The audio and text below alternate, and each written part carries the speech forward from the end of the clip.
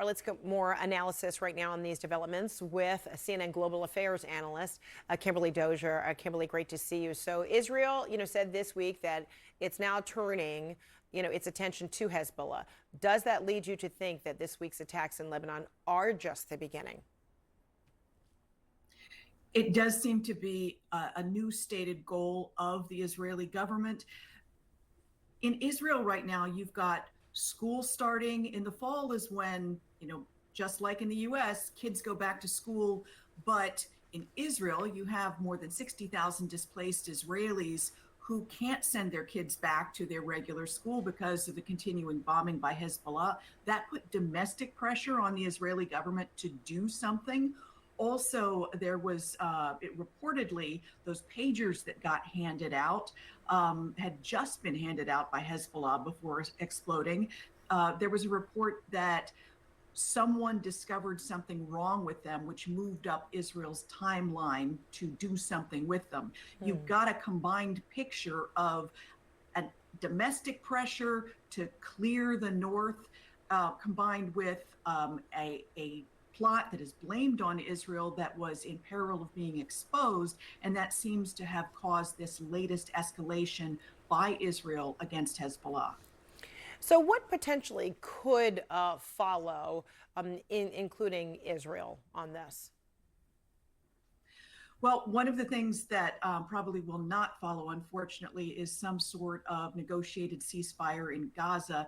You even had Secretary of State Blinken this week saying that it seems like every time they're close to a deal, something happens, especially something by Israeli action.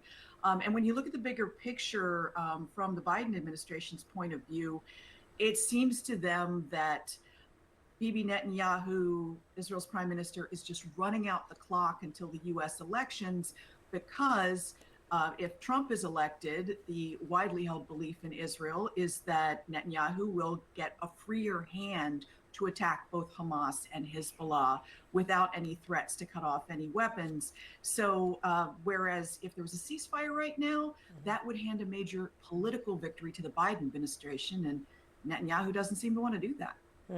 And Hezbollah's leadership is declaring all of this as a real provocation.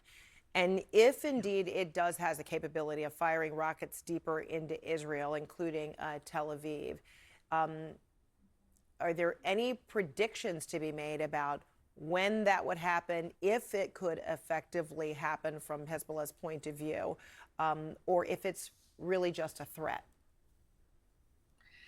Well, the problem with those rockets is that they're sort of one and done. Yes, they've got more than 100,000 rockets pointed at all of Israel. So far, they haven't chosen to use them against a heavily populated area.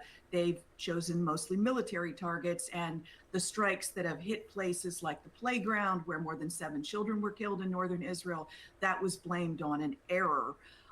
But if they use them, then what does Iran use if Israel threatens to strike Iran? Those weapons that Iran helped arm Hezbollah with are thought to be Iran's strategic reserve in case Israel ever threatens a nuclear strike against Iran or some sort of major action against Iran. So you've got Hezbollah getting pummeled day after day by Israel, with its hands tied in a very real sense on how it can respond. So that's why I think you're going to keep seeing this escalation, but an actual border incursion by Israel or some sort of major response by Hezbollah, that is tougher to see because of where it would lead to and how it would disadvantage Iran in the end. A senior advisor to Israeli Prime Minister Benjamin Netanyahu told CNN that Netanyahu is actually floating the idea of allowing the Hamas leader Yahya Sinwar to be safely exiled out of Gaza as a key component of a potential ceasefire deal. Is there a scenario in which you see Hamas accepting that kind of proposal? It depends on how much Yahya Sinwar feels he is threatened personally. Israel has proven that it can reach most Hamas leadership, except in places that it's chosen not to strike, like Qatar. So perhaps Sinwar will say yes to this.